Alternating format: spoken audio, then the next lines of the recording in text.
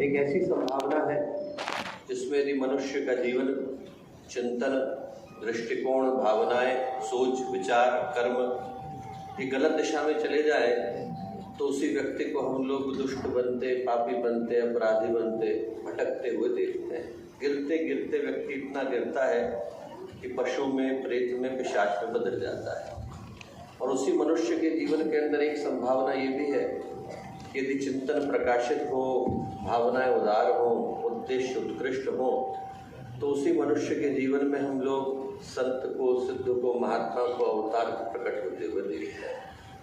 नीचे गिर गए पशु बन जाते हैं, ऊपर उठ गए तो परमात्मा कहलाते हैं। एक तरफ अंगुलीमाल बनने की यात्रा है तो एक तरफ बुद्ध बनने की कहानी है। हमारे जीवन की वो संभावना साकार हो पाती है जिस तरफ मनुष्य का चिंतन और भावनाएं चलना चाहते हैं। हमारे जीवन की वो संभावना जिसको पूज्य गुरुदेव ने मनुष्य में देवत्व का उदय, धरती पर स्वर्ग का अवतरण कह करके पुकारा, उस संभावना को साकार करने का जो मंत्र है वही गायत्री का मंत्र है। और जो देवता शब्द है वो भारतीय संस्कृति की सबसे प्यारे शब्दों में से एक है। शास्त्रों को यदि उठा करके देखें तो शास्त्र कहते हैं कि देवता कौन? देवो दानदवा दीप दानदवा द्युस्थिते भवतिवा। देवता कौन हुआ?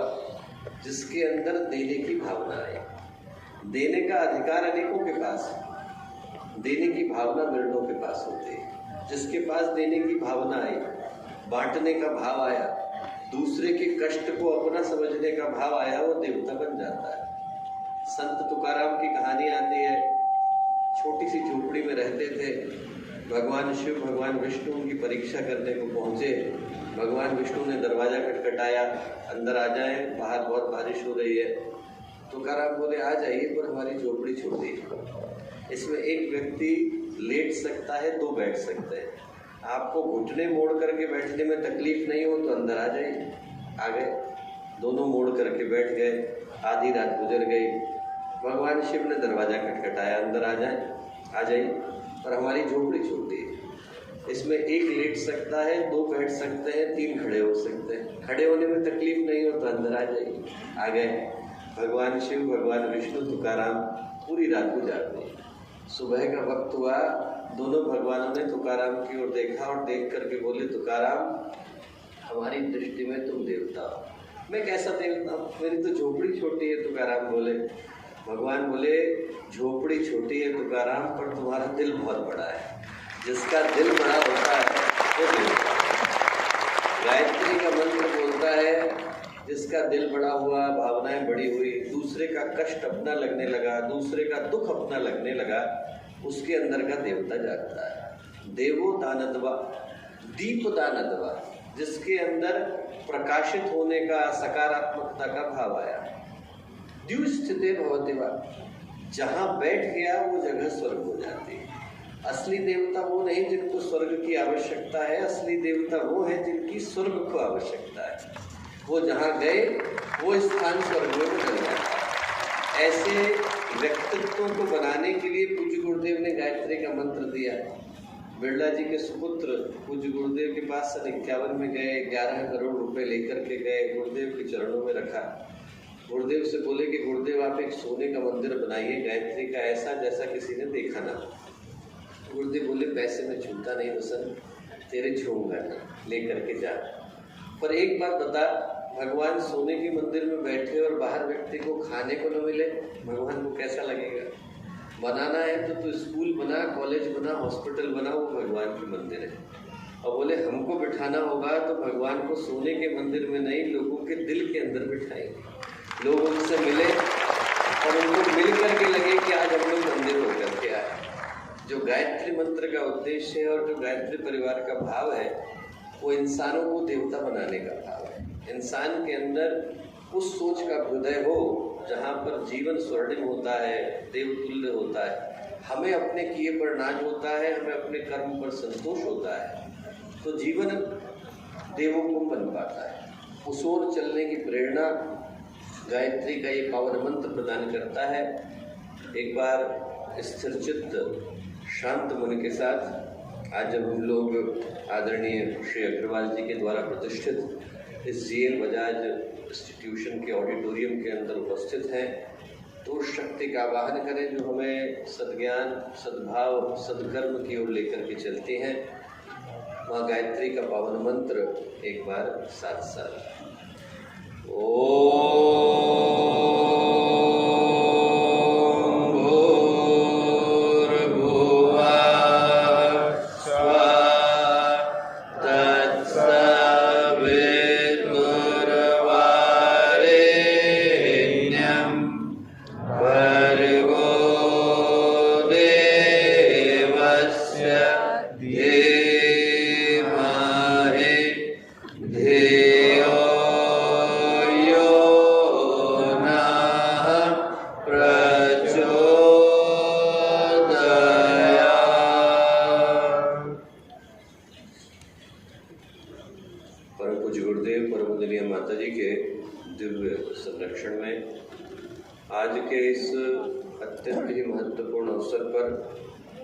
जीवन सफल कैसे बने, इस विषय पर चिंतन करने के लिए जब हम लोग इस सभागृह के अंदर उपस्थित हैं, तो आज के कार्यक्रम के मुख्य अतिथि के रूप में उपस्थित एक ऐसे व्यक्तित्व जिनका जीवन ज्ञान, चिंतन, चेतना हर दृष्टि से शिखर पर प्रतिष्ठित रहा। उत्तर प्रदेश में जेलों के अंदर एक बड़े ही क्रांतिकारी दृष्टि से जिनने भूमिका का निर्वहन किया, ऐसे उत्तर प्रदेश सरकार के मंत्री आदरणीय श्री प्रजापति जी यहाँ उपस्थित, इस प्रतिष्ठित संस्थान के निदेशक आदरणीय डॉक्टर मिश्रा जी यहाँ अतिथि के रूप में हम लोगों के मध्य में आई जयदी जी, आदरणीय बालरूप जी उपस्थित, गायत्री परिवार के सभी सम्मानित कार्यकर्तागण, विभिन्न स्थानों से आए सभी विशिष्ट अतिथिगण, इस संस्थान के विद्यार्थीगण, आचार्यगण, प्यारे भाइयों बहनों, प्यारे मित्रों, आज जब हम लोग इस सभागृह के अंदर उपस्थित हैं, तो आज का दिन उनमें से प्रत्येक के लिए सौभाग्य को, संकल्प को, आवाहन को और आमंत्रण को लेकर के आया है। हमारी जिंदगी में कुछ दिन ऐसे आते हैं जो हम लोगों को जगाने के लिए, झकझोरने के लिए, जीवन की दिशा को निर्धारित करने के लिए आते हैं, और उन दिनों में से एक दिन आज का ये पवित्र दिन भी है, जो ये याद दिलाने के लिए आया कि जिस घड़ी में हम लोगों की मुलाकात हो रही है, ये घड़ी भारत के जागरण की, भारतीय संस्कृति के जागरण की, भारतीय स्वाभिमान के जागरण की, भारतीय अस्मिता के जागरण की।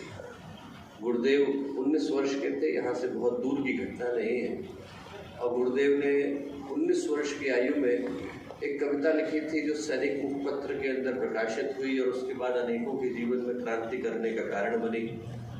कविता जो गुरुदेव ने लिखी उसमें एक ही चीज लिखी कि देख देख कर बाधाओं को तनिक न घबरा जाना, देख देख कर बाधाओं को तनिक न घबरा जाना, सब कुछ करना सहन किंतु मत पीछे कदम हटाना, कोई भी हो दुश्मन तेरा निश्चित मिट जाएगा, त्रिंस कोटि ओंकारों से नभमंडल फट जाएगा, प्रलय मरुत हो बंद प्रचंड बवंडर के झोंके आवे, शांत हिमालय उड़े शिलाएं टूटे चूर हो टकरावे। परिवर्तन निश्चित है, परिवर्तन निश्चित है, बहरे सुने आंख अंधे खोले, सोने वाले उठे सिपाही जागे सावधान बोले। इस समय दोस्तों परिवर्तन की आहट को लेकर के आया।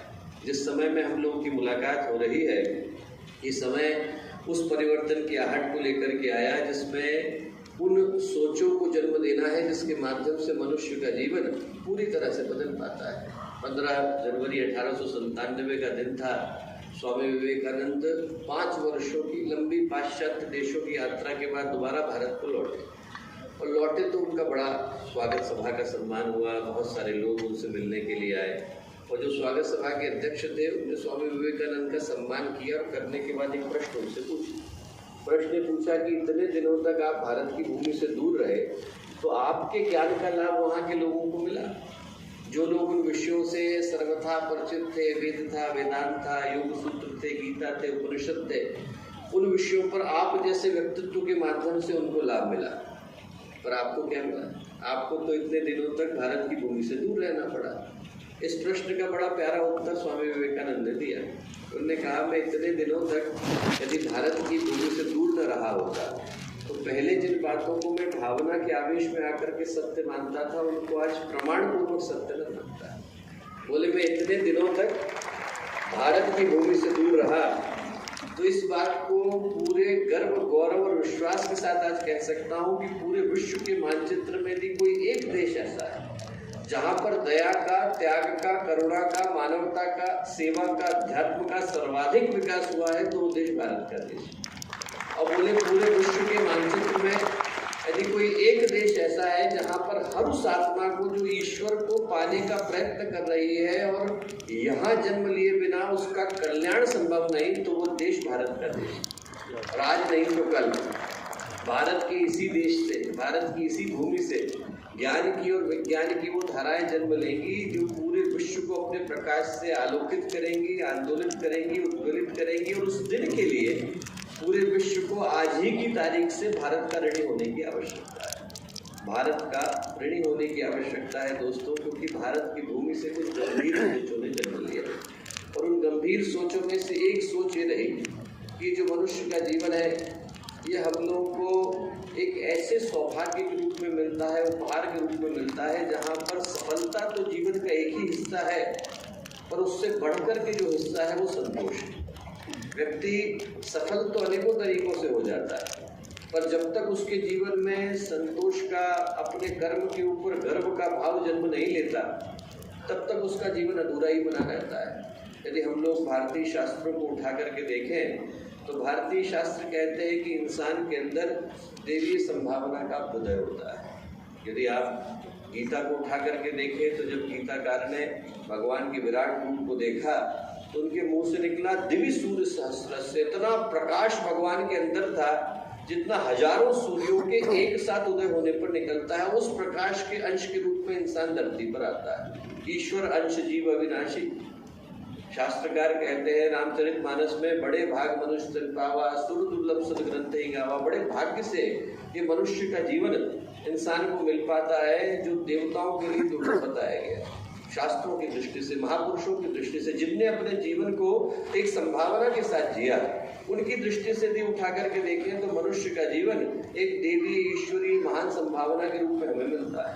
पर यदि हम लोग आसपास दृष्टि उठा करके देखें तो पता चलता है कि वो जो मनुष्य का जीवन जिसको एक ईश्वरीय उपलब्धि के रूप में मिलना था, वो न जाने किन समस्याओं में उलझ करके रह गया है। तीन चीजें हम लोग ईश्वर के पास से लेकर के आए, आज तीनों ही मंचों पर, तीनों ही फ्रंट पर हम अपने जीवन को गंवाते नजर आते हैं। शरीर मिला, मन मिला, भावनाएं मिली। शरीर इस कदर व्यक्ति का भटका, बिखरा, बीमार हुआ कि एक एक व्यक्ति के शरीर के अंदर इतनी बीमारियां आ गई हैं कि आप मेडिकल की टेक्स्ट बुक में पढ़े तो मिलती नहीं। रोटियां व्यक्ति 2 ही खा पाता है, गोलियां 20 खानी पड़ती। व्यक्ति के शरीर के अंदर इतनी तकलीफें आ गई, मन परेशानियों से उलझ करके रह गया, व्यक्ति के पास स्ट्रेस आ गई, टेंशन आ गई, बहुत सारी समस्याएं आ गई।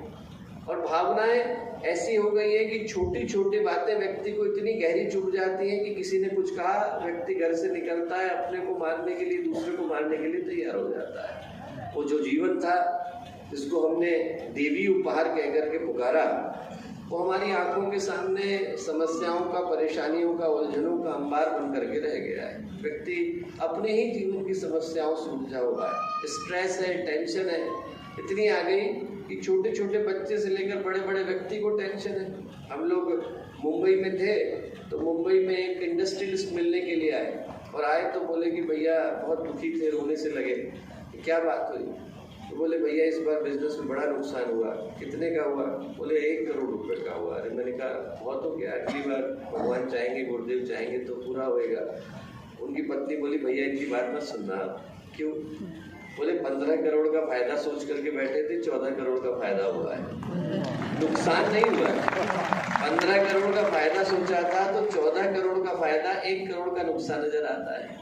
मन ऐसा हो गया है कि यदि समस्याएं नहीं है तो व्यक्ति समस्याओं का आविष्कार करना चाहता है। एक तरफ हम लोग शास्त्रों में पढ़ते हैं कि मनुष्य का जीवन ईश्वर के द्वारा प्रदत्त उपहार है। उनके खजाने में जो सबसे बड़ी विभूति थी वो आत्मा खोलने हमने इंसान के जीवन के रूप में दी। इसी के अंदर हम लोग गुरुदेव बनते हुए, विवेकानंद बनते हुए, महर्षि अरविंद बनते हुए, रमण महर्षि बनते हुए देखते हैं। इंसान के अंदर की वो संभावना साकार होती है तो व्यक्ति अपने जीवन की दिशा को तो प्रशस्त करता ही है, अनेकों के जीवन का कल्याण करके जाता है। एक संभावना, एक सौभाग्य तो हो। और एक तरफ यदि हम देखते हैं तो व्यक्ति अपने शरीर से परेशान है, मन से परेशान है, भावनाओं से परेशान है, परिवार से परेशान। व्यक्ति पहले तो ये था कि हमारा पूरा गांव परिवार हुआ करता, घटते घटते हुआ कि मेरा घर ही मेरा परिवार है, घटते घटते हुआ कि उसमें भी मेरा परिवार ही मेरा परिवार है। अब उसके अंदर भी आदमी अकेला हो गया है। उसको अपनी परेशानियों के लिए, अपने दिल की भावनाओं को शेयर करने के लिए किसके पास जाए, किससे मन की बातें करे, इतनी सारी भीड़ के बीच में इंसान अकेला हुआ घूमता है। और ऐसे में प्रश्न उभरता है कि इन समस्याओं का समाधान क्या हो सकता है।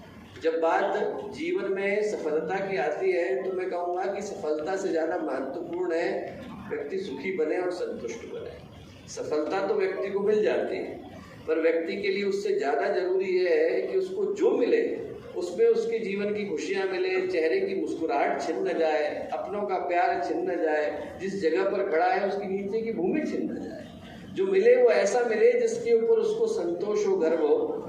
और वो करने के लिए दोस्तों हम लोग प्रतिष्ठित संस्थान के अंदर उपस्थित हैं। एक एनालिसिस करनी जरूरी हो जाती है, एक समीक्षा, एक मूल्यांकन करना जरूरी हो जाता है कि आखिर जिस स्थिति में इंसान आकर के पहुंचा वहां तक पहुंचने के पीछे का कारण क्या है। पहुंचने के पीछे के कारण अनेक हैं, पर जो सबसे महत्वपूर्ण कारण है जो पूज्य गुरुदेव ने कह करके बताया वो ये बताया कि मनुष्य उसका मूल्य भूल गया जो उसको मिला। इंसान को मनुष्य का जीवन मिला पर वो ये भूल ही गया कि ये जीवन कितनी कष्ट कठिनाई के बाद मिला है।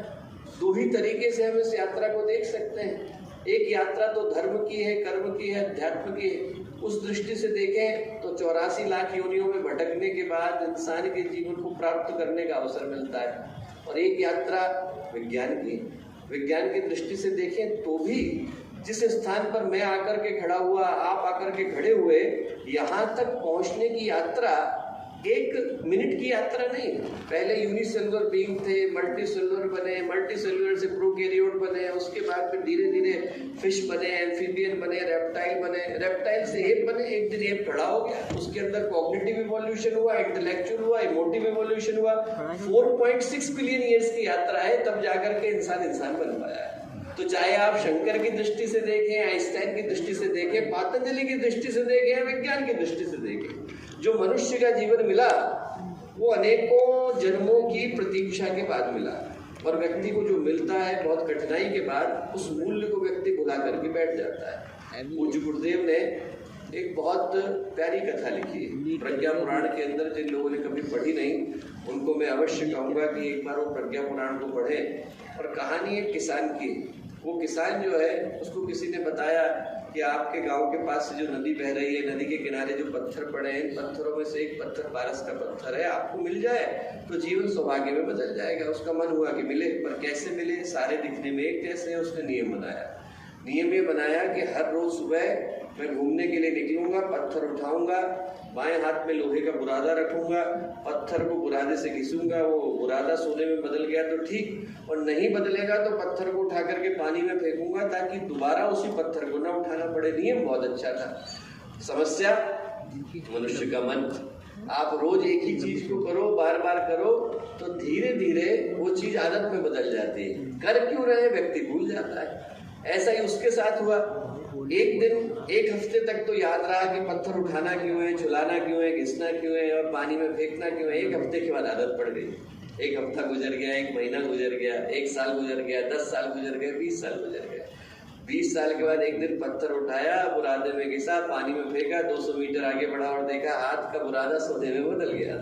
पारस का पत्थर चला गया। वो जो पारस का पत्थर है वही मनुष्य का जीवन है दोस्तों। हमें विवेकानंद बनना है, यही जीवन। हमें गुरुदेव मिलना है, यही जीवन है। हम लोग ऐसे सोच करके देखें कि व्यक्ति क्रिकेट खेलने के लिए जाए और एकदम नई नई ड्रेस ले, नया नया हेलमेट ले, नया नया गार्ड ले, नया नया बल्ला ले, और जैसे ही क्रीज पर उतरे और पहली बॉल पर आउट हो जाए तो कैसा लगता है। फिर व्यक्ति सोचता है कि अब अगली बार जब इनिंग आएगी तो अच्छे से रन बनाएंगे। हम लोग ये सोचे कि अभी तो इनिंग मिली हुई है, अभी तो हम लोग क्रीज पर हैं, अभी तो हम लोग अपने जीवन को सौभाग्य के साथ गुजार सकते हैं। यदि हमारा जीवन आज के समय में शुभ कर्मों के साथ गुजरता है तो व्यक्ति के जीवन में संतोष की यात्रा शुरू होती है। और वो करने के लिए जो चीज सबसे ज्यादा जरूरी है, सबसे ज्यादा मूल्यवान है, वो एक ही है और उसका नाम है जो मिला उसकी कीमत को पहचानना। जैसे ही व्यक्ति उसकी कीमत को पहचानता है जो उस ऊपर वाले ने दिया, वैसे ही उसके जीवन में सौभाग्य की यात्रा शुरू होती है। 89 वर्ष के थे गोस्वामी तुलसीदास जी जब उन्होंने रामचरितमानस को लिखना शुरू किया। नागार्जुन 120 वर्ष के थे, उस समय में विश्वविद्यालय के कुलपति थे। उन्होंने देखा कि उनके तीसरे शिष्य को समाधि लगी। नागार्जुन के मन में प्रश्न आया कि मैं समाधि के विषय में पढ़ाता कब तक रहूंगा, मुझे खुद भी तो इसका आनंद लेने की आवश्यकता है। नागार्जुन वहां से उठे, काठमांडू में जाइए, नागार्जुन हिल से वहां जाकर के बैठे। 26 वर्ष के बाद समाधि प्राप्त हुई। इंसान के जीवन में जिस क्षण ये मूल्य आता है कि जो मिला इससे ज्यादा कीमती और कुछ है ही नहीं, तो जीवन में सौभाग्य की यात्रा शुरू हो पाती है। मैं कहूँगा कि यदि हमें नव सृजन के लिए संकल्प लेना है तो सबसे पहला संकल्प तो यही लें कि जो ऊपर वाले ने दिया उस सौभाग्य को हम लोग भुलाएंगे नहीं। हमारे को जो मनुष्य के जीवन के रूप में मूल्य मिला, उससे बढ़कर के मंत्र दूसरा हो नहीं सकता। इससे ज्यादा कीमती चीज, इससे बढ़कर के उपहार मनुष्य के जीवन में और कुछ है ही नहीं। इंसान चाहता है कि उसको फोन मिले, स्क्रॉल करने वाली अंगुलियां नहीं होंगी तो करेंगे क्या। हम चाहते हैं कि टीवी मिले, सुनने के लिए कान नहीं होंगे तो करेंगे क्या। यदि व्यक्ति देखने के लिए आंखें नहीं होंगी, सुनने के लिए कान नहीं होंगे, चलाने के लिए हाथ नहीं होगा, तो व्यक्ति को जो मिला वो किसी मूल्य का नहीं। हम लोग अफ्रीका में गए, आप विश्वास नहीं करेंगे, 800 के करीब बच्चे एक स्थान से लेकर दूसरे स्थान तक सबको सेरिब्रल पाल्सी, एक के बाद एक लेटे हुए। मेरी आंख में आंसू भर गए। मनुष्य का जीवन मिला है, बेचारे कुछ कर ही नहीं सकते। हम लोग को क्या क्या मिला? शरीर मिला, मन मिला, भावनाएं मिली, परिवार मिला, अपने मिले। इससे बढ़कर के सौभाग्य हमारे जीवन में क्या हो सकता है दोस्तों? यदि हम लोग उस सौभाग्य का स्मरण करते हैं तो जीवन में सुख की, संतोष की यात्रा शुरू हो पाती है। अपने चेहरे की मुस्कुराहटें लौटती है, अपनों के प्रति प्रेम लौटता है, एक दूसरे के प्रति का विश्वास लौटता है। और उससे बढ़कर के दुनिया में दूसरा स्वर्ग और कुछ नहीं है दोस्तों। सब मिल जाए पर यदि अपने बिखर जाए और चेहरे की मुस्कुराहट चली जाए और दिल का सुकून चला जाए तो जो मिला वो किसी मूल्य का नहीं रह जाता है। पहली चीज याद रखें कि जो मिला उससे ज्यादा कीमती दूसरा कुछ नहीं। गुरुदेव ने एक बड़ी प्यारी कहानी लिखी है। एक व्यक्ति वीणा बजाता था, बहुत अच्छी और बहुत सुंदर वीणा बजाता था। देव वीणा हम लोग कहते हैं, तो देव वीणा बजाने वाले बहुत लोग होते नहीं, बजाया करता था। एक ऐसा दुर्भाग्य हुआ कि उसके आगे वाली जनरेशन में कोई बजाने वाला नहीं हुआ। एक पीढ़ी निकल गई, दूसरी निकल गई, तीसरी निकल गई, चौथी निकल गई, पांचवी निकल गई। वो वीणा जो किसी समय में संगीत के सुरों को जन्म देती थी, घर में शो पीस का आइटम बन करके रह गई, पड़ी हुई थी एक जगह पे धूल खाए। घर के बच्चों ने कहा कि साहब हमें पता नहीं है क्या चीज़ है, आप जरा सा इसको, एक कबाड़ी को बुलाया, आप इसको ले जाइए। कबाड़ी ने कहा 10 रुपये में खरीद दूंगा, 10 रुपये दे दी। वीणा लेकर के जैसे ही बाहर निकला, संयोग से एक वीणा बजाने वाला जा रहा। वीणा बजाने वाले ने जैसे ही देखा कि ये वीणा है, बोले अरे आजकल तो ऐसी वीणा मिलती भी नहीं है। उसने तुरंत वो वीणा कही मुझको भेज दो। बोले 10 रुपये में खरीदी है, 11 में तुम भी तो उसको दे दी। वो लेकर के बैठा, धूल साफ करी, वीणा बजानी शुरू करी। और जैसे ही वीणा बजानी शुरू करी और उसके अंदर से संगीत के सुरों ने, उसके अंदर से ध्वनि ने निकलना शुरू करा, लोग अपने अपने घरों के अंदर से खिंच करके आने लगे। एक घर से लोग आए, दूसरे घर से लोग आए, तीसरे घर से लोग आए, धीरे धीरे करके पूरा गांव इकट्ठा हो गया। वो बच्चे भी आए जिनने अभी वीणा को बेचा था। और वो जैसे ही आए और उन्होंने देखा कि वीणा बज रही है, उनने उस वीणा बजाने वाले से कहा कि हमें दे दो, हमारी वीणा है। वीणा बजाने वाला बोला बेटा तुम लोगों के लिए तो लकड़ी ही है, वीणा तो सिर्फ मेरे लिए। बोले वीणा तो उसी के लिए बन पाती है जो इसमें से संगीत के सुरों को निकालना जानता है। हमारे लिए तो मनुष्य का शरीर ही है, चमड़ी है, उसके अंदर हड्डी है, उसके अंदर रक्त बह रहा है, उसके अंदर मांस है। विवेकानंद किसी एक के लिए बन पाता है, गुरुदेव किसी एक के लिए बन पाता है। सौभाग्य तब होगा जब हम लोग इस चमड़ी के शरीर को गुरुदेव के रूप में बदल करके जाते हैं। 3400 पुस्तकें लिखने वाले गुरुदेव, न जाने कितने बड़े गायत्री परिवार को खड़ा करने वाले गुरुदेव। आप जरा सोच करके देखिए कि एक व्यक्ति ने ऐसा जीवन दिया जो हजारों व्यक्ति मिलकर के भी नहीं जी सकते। अभी हम लोग ये सोच रहे थे कि गुरुदेव के साहित्य को एक जगह लगाया जाए तो कितनी स्पेस लेगा। आपको भरोसा नहीं होगा, 800 फीट की अलमारी की जरूरत पड़ेगी तब जाकर के गुरुदेव का पूरा साहित्य एक जगह पर आ पाएगा। इतना लिखने वाले गुरुदेव, 5400 में से 3000 के करीब केंद्रों को प्रतिष्ठित करने वाले गुरुदेव। आप एक केंद्र में जाइए, छुट्टी बनाइए, दोबारा उसी जगह पर 10 वर्ष के बाद लौटेंगे, इतना गुरुदेव करके गए। यदि मनुष्य का जीवन सौभाग्य में बदलना है दोस्तों, तो यात्रा कल से शुरू नहीं होती, अभी से शुरू होती है, इसी क्षण से शुरू होती है। यदि व्यक्ति के जीवन में संतोष का अवतरण करना है, सौभाग्य का अवतरण करना है, तो इसी गुजरती सांस के साथ ये सोचने की आवश्यकता है कि हमें ईश्वर ने सबसे बड़ा उपहार देकर के भेजा है और किसी उपहार की प्रतीक्षा करने की आवश्यकता नहीं। जो पहले शिष्य हुए संत ज्ञानेश्वर की, उनका नाम था चांगदेव। 1400 वर्ष की समाधि उन्होंने लगाई। 1400 वर्ष का जीवन नहीं, 1400 वर्ष की समाधि। और 1400 वर्ष की समाधि के बाद क्या हुआ? उनको सिद्धि मिली। सिद्धि क्या मिली? मुर्दे के सिर पर हाथ रखेंगे, मुर्दा जी जाएगा। भगवान के बराबर ताकत। और रोज अपने घर में ध्यान लगा करके बैठते थे। हजारों लोग आते थे जिनके घर में कोई नाते रिश्तेदार, सगा संबंधी, मित्र शरीर छोड़ करके चला गया होता था, प्राण छोड़ के चला गया होता था। उसके लाश को लेकर के घर वाले आते थे, सामने बिछा देते थे, आंख खोलते थे।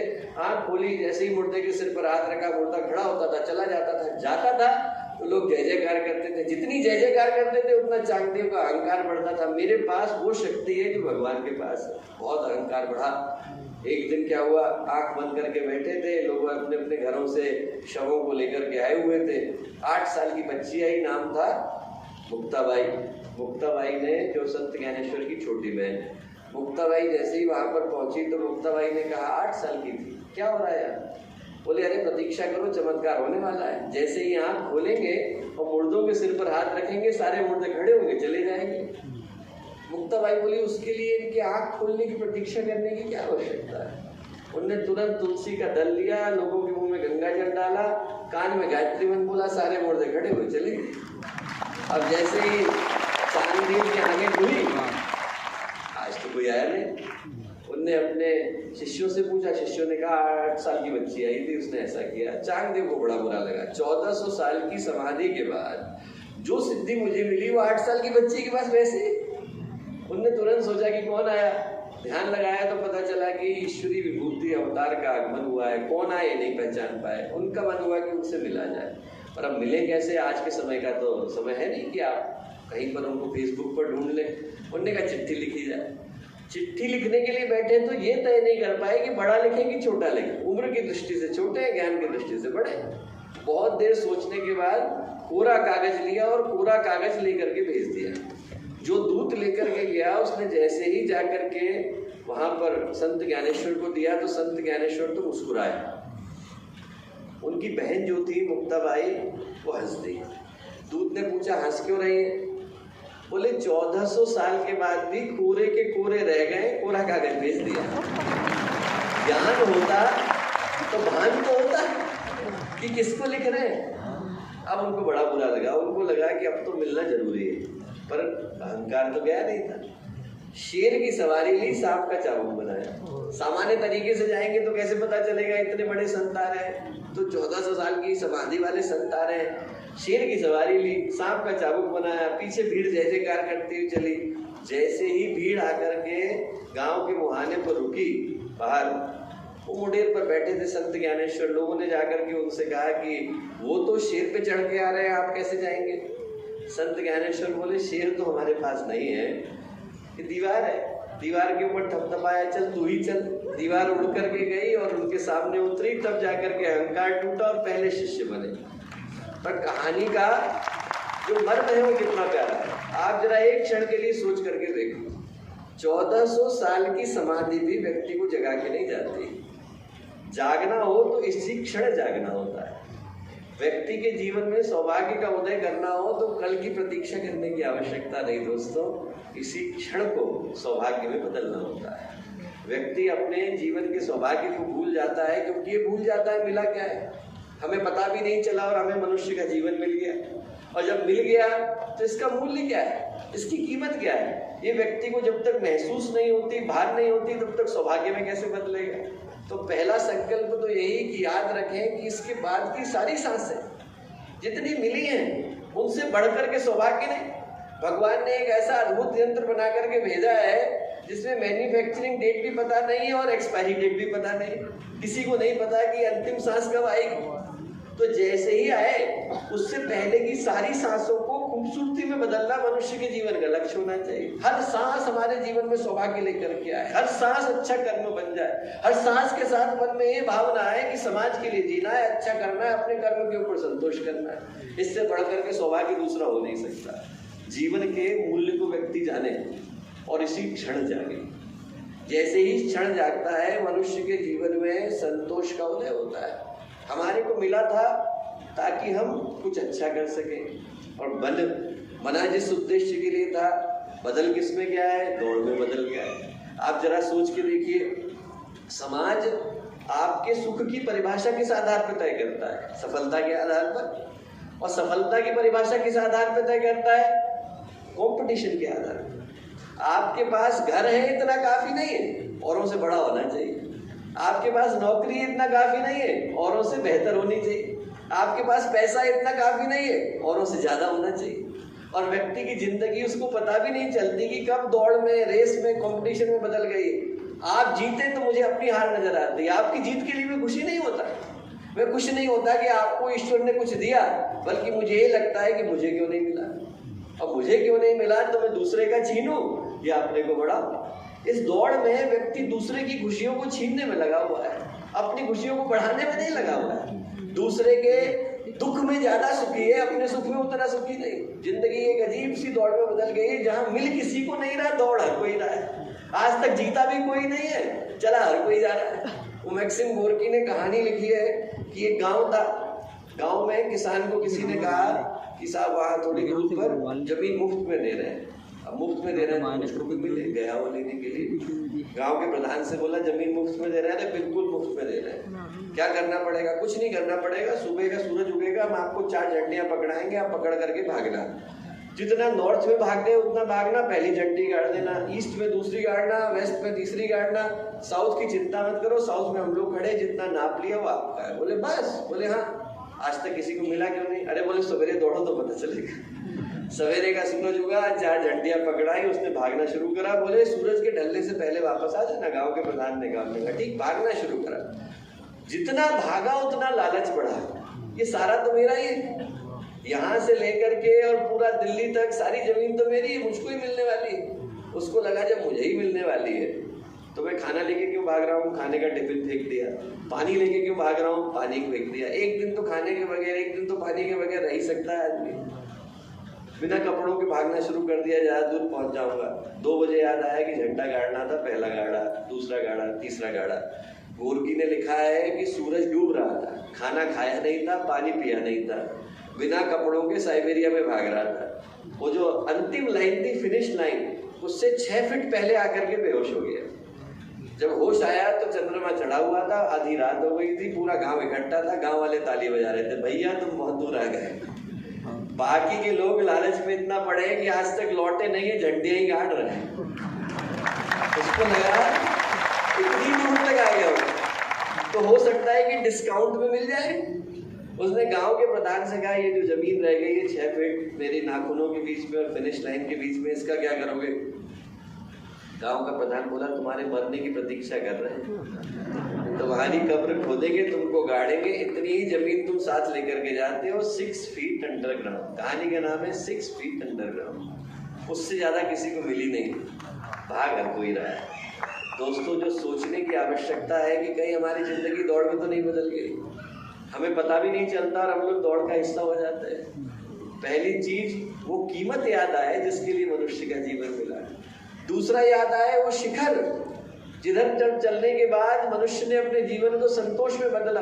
मनुष्य का जीवन मिलता है ताकि हम विवेकानंद की तरह का जीवन जी करके जाएं, गुरुदेव की तरह का जीवन जी करके जाएं। कर्म, भावनाएं, दृष्टिकोण, चिंतन, व्यक्तित्व, ये सारे शिखर पर जाकर के प्रतिष्ठित हो तो जीवन सौभाग्य में बदलता है।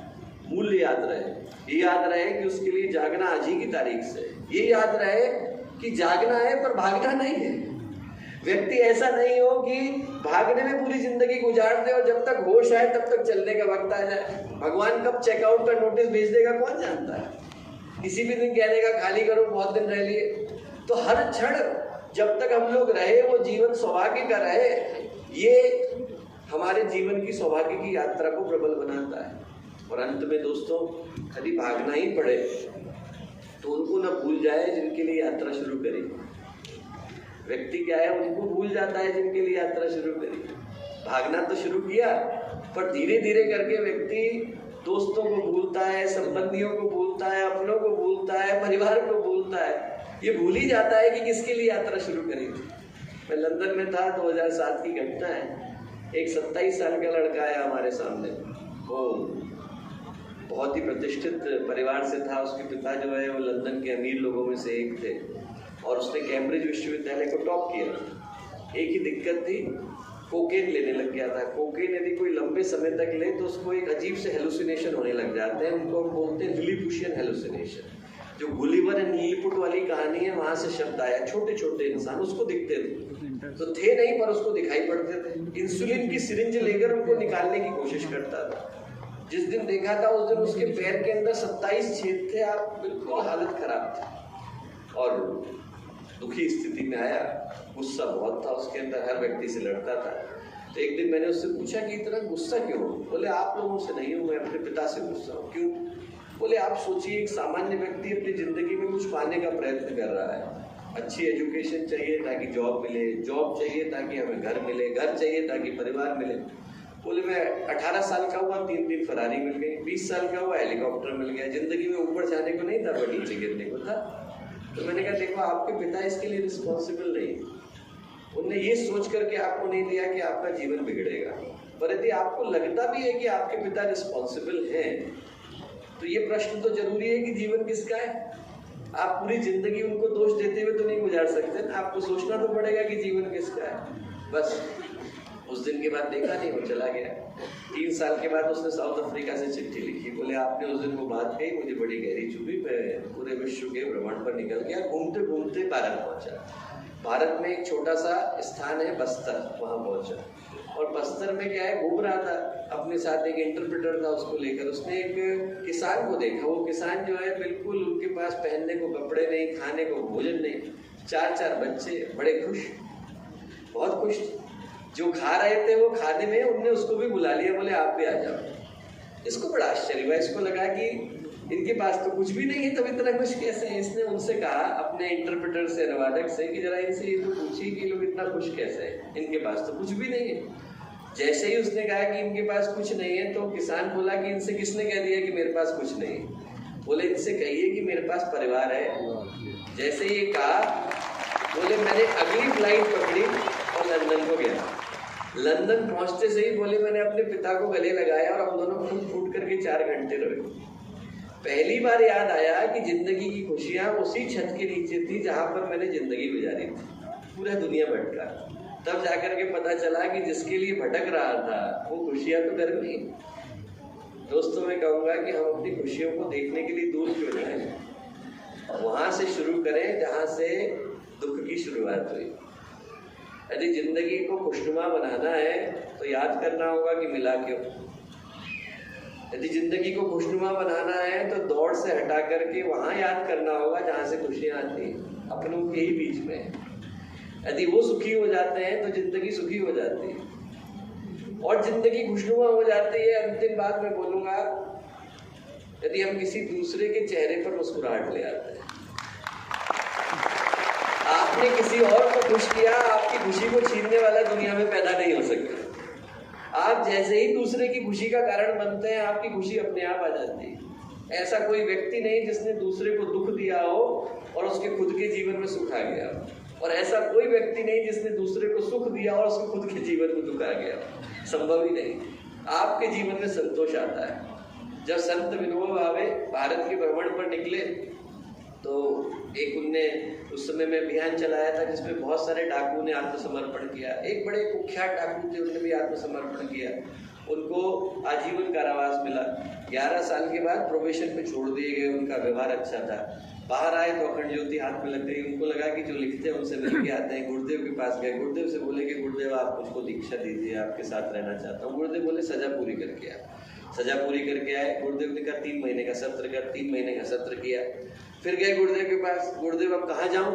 उस समय में शांति कुंज में परिव्राजक सत्र चलते थे, आप प्रवृत्जा पर निकलते थे। गुरुदेव ने कहा उस गाँव में जा जहाँ तूने लोगों को सताया था। बोले वहाँ मत भेजिए, वहाँ मैंने लोगों को बहुत परेशान किया है, वहाँ पर नहीं जा पाऊंगा। गुरुदेव बोले बेटा जब बुद्ध ने उंगलीमाल को भिक्षु बनाया तो सबसे पहले उसी गांव में भेजा था जहाँ उसने लोगों को मारा था। तो अच्छा इंसान बन गया है, इसकी परीक्षा उसी गांव में होगी जहाँ पर तूने लोगों को सताया है। गए वो, उनको देख करके लोग डर गए, फटाफट अखंड ज्योति के सदस्य बन गए, अनुदान दे दिया। जैसे ही लौटे उनने गुरुदेव को बताया कि गुरुदेव इतने लोग अखंड ज्योति के सदस्य बने।